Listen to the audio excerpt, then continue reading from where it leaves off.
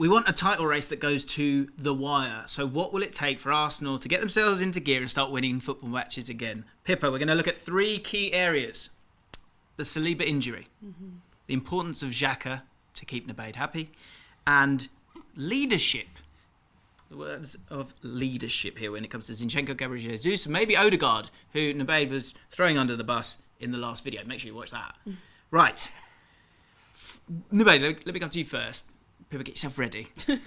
What do you think it will take in terms of points for Arsenal to win the league? Because they've drawn those last 3. I don't need a specific number, but having drawn those 3, the feeling, I think, when it comes to going up against Man City, you kind of got to be perfect. So that's when there's all this talk about sort of bottling the league. I think the strangulation that sort of just comes from Man City or being a rival with them makes it very, very difficult, because you know a draw is a defeat. It's simple as that. And so to have 3 of those back to back is why they sort of lost that lead. We asked Pippa if you have to win that game against Man City, and if it's a must win or a must not lose. You said it was a must not lose. So if it is a must not lose, do they have to be perfect after that? I think so. As the run of fixtures is awful. Though. Chelsea at home, they might have Pochettino by then. He won't be the manager, but they'll have a better feeling at the club. Newcastle away, St James's right now is an awful place to go. I think if you go to St James's and you play like you did at Anfield, where you fold in the second half, I think at that point I will start calling Arsenal bottlers, because I think that's when the atmosphere starts to get to you in those big situations. Beat City and you're in a completely different position. I think you beat City, then you could then every game looks easy. But yeah, you take a draw against City, then you have to win every single game and pray that they have a really tough 2 legs against Madrid and slip up somewhere in between. Well, I think that's the big thing with this, is that the Premier League is it's strong. It's really, really strong. I think the problem is that people, they sort of smell blood a lot of the time. And with Arsenal, I think there's something that's been labelled at them a little bit, is that they're sort of maybe a little bit over-emotional. They kind of want it a little bit too much, which I think is... The club, the players or the fans? I think the players. I think it's understandable. Everyone wants it. That's understandable. Yeah, I think it's totally understandable. It's not. I'm not saying it as a dig, but in terms of optimum performance, for that to occur, I think when you're sort of the underdog and can't believe this is going on, and you're sort of living in this lovely land where the finish line's miles over there, we don't have to worry about that just yet. You're just sort of it's just good vibes. But when it gets to this point and you've got to win all those games and you want to so bad, I don't doubt that. I think that Arsenal team, that Arsenal club, those Arsenal fans want the Premier League title more than Man City fans. Man City fans will scream at that, but I think that's just a fact. They don't care. They've won it so many times. Exactly, right? Yeah. But there's a calmness that kind of comes with that, which I thought could kind of work in Arsenal's favour. But for Arsenal to win the league, you almost need Man City to kind of lose a bit of edge, which I thought we were seeing, but they seem to have come back really, really strong. Or the focus needs to be on the Champions League, like you say, and you take the eye off the ball. Or Arsenal need to get their emotions in gear a little bit here. Do you think that's a fair thing to say? No, yeah, that is fair. And I feel like you said, because of the experience Man City have had in the last 5 years, not only the players but the fans, they're used to this. And I've been saying it all season, Man City haven't had that run of form yet. They'll have a couple good games and then win against Arsenal and then lose to Nottingham Forest and stuff like that, and having these little blips that didn't make any sense. But it's come to that part of the season where they're always dominant, and plus we've been waiting all season for them to have those good run of games. And I wouldn't be surprised, which hurts me to say, if they go the rest of the season in both the Premier League, the FA Cup and the Champions League unbeaten, because they have that in them. Of course, people will say there's room for error.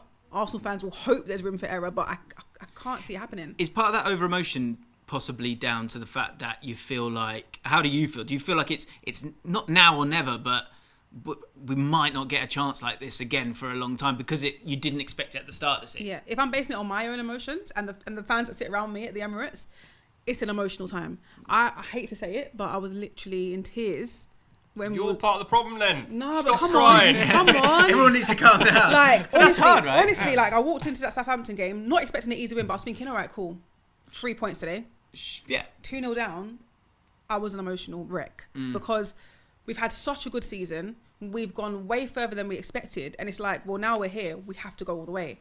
and it's like we're kind of throwing it away with these draws. So yeah, I can understand why fans and players could be emotional. If you saw the look on Odegaard's face at the end of the game as a captain, you can see he was saying sorry to the fans, holding his hands up because he knows. Nubaid hates Odegaard. No, I love him. I love him. I do actually love Why? him. But it's just that it was at Anfield when they all went down on their knees, and I said at the time that they looked like they were devastated, like the league was gone, and I think that was too much. Yes, because I think like. People going, no, but they were too. Yeah, they were upset. Got to be durable upset, though. You have to be durable. Like, the body language has got to be right. You can't like after that game. Arsenal fans were also going, oh man, we're in trouble here. If the players go off in that game and they leave with a feeling of it was 2-2, we didn't play well, but we're not down on our knees. It's not all done. The fans also don't have that feeling. I think then you've gone and done it again at West Ham. Then you've got to do it again against Southampton. You've got Zinchenko crying. You've got like players on their knees going, "Oh, I'm sorry for the draw." You're still top of the league. Can I say why? You've got players like Zinchenko that's been part of that winning squad that know that when there's blood, the Sharks can smell it. Right? Then he needs to not show it. Stop doing the huddle then. No, I can and I mean this in the most respectable way possible. If we were top of the league like we are now and it was Liverpool or United behind us, we wouldn't be reacting like that after a game. But it's Manchester City. You can understand why naturally they would fold a little bit. You're suffocating under that because someone's on your neck. Yeah, for sure. But it really reminds me of 13-14 Liverpool. You know, where we were so desperate and like the fans could feel it every game, and so the players could feel it. Every game Liverpool conceded a goal, players were like, "Oh man," fans were going, "Get rid of him." The moment that starts happening, and that was like game week 32, 33 as well, the title was done. Because then the teams around you, whoever's chasing you, regardless of whether it's City or Liverpool or United, they're going, "Hey, we've got them now." Right. So Arsenal, if you want to win this league, get your emotions in check. And started from me as well, from the fans. Well, one person that North London derby last year, Rob Holding kind of got slightly over emotional himself. He is getting a bit of heat when it comes to the sort of goals being conceded. But I think in terms of going forward, he's a big loss. But Saliba not being there is a huge loss. In terms of sort of averaging successful long passes, 1.6 per 90. Saliba is averaging 2.4 when they've been playing, and that gets the ball down the other end quickly. You're hurting the opposition. They're more concerned about you, and that can make life a bit easier. Do you think if Arsenal don't win it, it will be down to that Saliba injury more than anything else? It's unfair to say, but obviously it's a massive blow. If you don't win the title, you're gonna look at all these little things and what you can pinpoint it on. You can't pinpoint it on one single thing. You might look at it and blame VAR decisions from earlier on in the season or any little thing, but of course, not having Saliba, which looks like, well, you can't quote me, but it looks like he's not coming back for the rest of the season. I would love for if he does, but I would want him now than later. But yeah, I'd want him now. But yeah, people will look back at that and think, key players cannot. You need that spine in your squad. I think Rob Holding's a great example of how you've overachieved, because I think next year, I think if you can get another centre back who's better than Rob Holding, I think Rob Holding is a good, solid Premier League centre back. But when you can bring in Laporte, when you've got someone out, I mean that's the difference, because you have to be perfect all the time. The importance of Xhaka. Him being out of that side, again, kind of leaning into the leadership sort of chat, I think he does at time. Obviously, he's one of the experienced players in the team, but what he's offered on the pitch has been absolutely huge. Do you think that he has to play every single game from now on? Again, maybe a sign of the lack of depth, despite bringing in someone like Vieira? I'm pretty sure before the Southampton game, he'd played every game, and I think he'd played the most minutes as well. So for Arsenal, that is, he's integral to how they play. Because when you have Zinchenko, who likes to come inside and essentially doesn't really play left back, that space in behind that area is always open. The Walcott goal was like a primary example of that. Zinchenko gets caught inside and then no one's marking the half space. No one's basically shielding that area. Xhaka never actually really drops into left back. He just sort of like stays in the position to nick possession back. But then also I think Xhaka is an incredible leader. He was someone... Do you? Yeah, I'm not sure. Why? You hate Xhaka though. So. No, hang on. I think he's been amazing on the pitch. What I would say is that I don't see that clinical ice in any of this Arsenal team. Look at a great Man City side. Fernandinho in that side. Company, he'll scream in the changing room, but out on the pitch, really calm. Like Aguero, cold as ice up top. Like that, I think that is missing. But that's And Xhaka's part of that problem. Zinchenko's part of that problem. That's City's DNA. If you look at like Liverpool, That's a winning DNA. But Liverpool also won the league that year and have won Champions Leagues and been to Champions League finals. They are much more emotional than what City are, and they win games because they're emotional. I think I think Klopp's emotional. I think Robertson, bit of a rat. Henderson, bit of a rat. Wow. Xhaka's in that kind of world. I'm using rat as a compliment. Yeah. But also Robertson will do it, and then like poker faces there. Don't have that with Xhaka and Zinchenko. The tackle happened at Anfield and everyone went back to that tackle that lost them the game. Arteta did it a year before that. It happens to so many teams at Anfield. It's almost like a given. After that moment, Xhaka was fine. But the commentators and everyone was going, oh, what's his next challenge? He was perfectly fine after that. I was like, the old Xhaka 4 years ago definitely flies into another one and you go, what are you doing? Right. That was just a little moment. I even think that was just the tiniest detail that people need to grab onto at the moment, to grab something against Arsenal. I agree in terms of that game, but in terms of an example of silly petulance or ultimately just the right kind of leadership, enough leadership. Let's forget about Xhaka for a second.